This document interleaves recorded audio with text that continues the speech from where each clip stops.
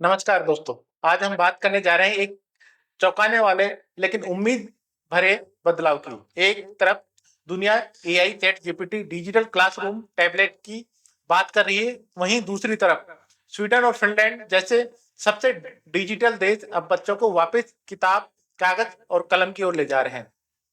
सवाल ये है, क्या डिजिटल एजुकेशन फेल हो गया है?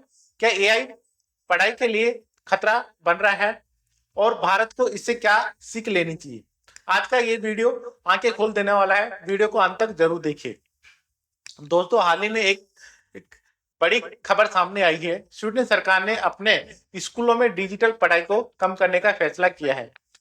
वहीं फिनलैंड और कभी डिजिटल एजुकेशन का मॉडल देश माना जाता था, अब फिर से टेक्स्ट बुक, नोटबुक और हैंड राइटिंग पर जोर दे रहा है।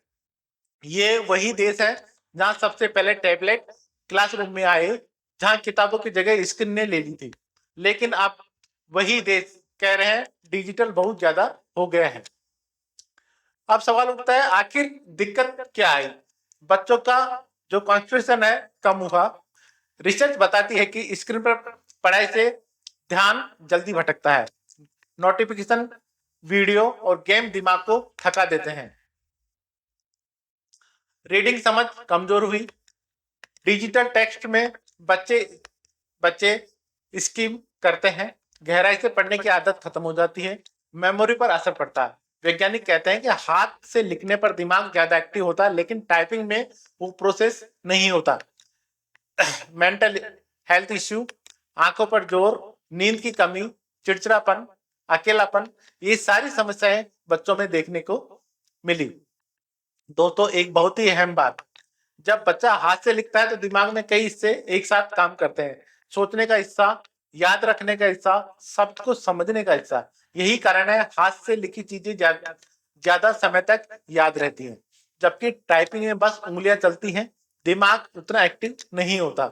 इस वजह से यूरोप के कई देशों ने किताब और कलम को खत्म करना गलती थी। अब बात करते हैं सबसे बड़े सवाल पर, एआई का क्या? एआई बुरा नहीं है, लेकिन अगर बच्चा खुद सोचने के बजाय एआई से जवाब ले, खुद लिखने की बजाय कॉपी पेस्ट करे, तो उसकी क्रिएटिविटी और क्रिटिकल थिंकिंग खत्म हो जाती है। इसलिए अब नया मॉडल सामने आ रहा है, हाइब्रिड एजुकेशन मॉडल, यानी कि कॉन्सेप्ट सीखने के लिए किताब, प्रैक्टिस के लिए कॉपी, सपोर्ट और रिसर्च के लिए एआई। एआई टीचर नहीं है, एआई असिस्टेंट होना चाहिए। अब बात करते हैं भारत की। भारत में नई शिक्षा नीति NEP, digital India, online classes सबसे तेजी से बढ़ रहे हैं। लेकिन आइए, अगर हम किताब को पूरी तरह हटा देंगे, हैंड राइटिंग को इग्नोर करेंगे, तो आने वाली पीढ़ी तेज तो होगी लेकिन गहरी नहीं। भारत को चाहिए technology plus traditional, digital tool plus देसी विजडम, गुरुकुल की आत्मा प्लस एआई की ताकत।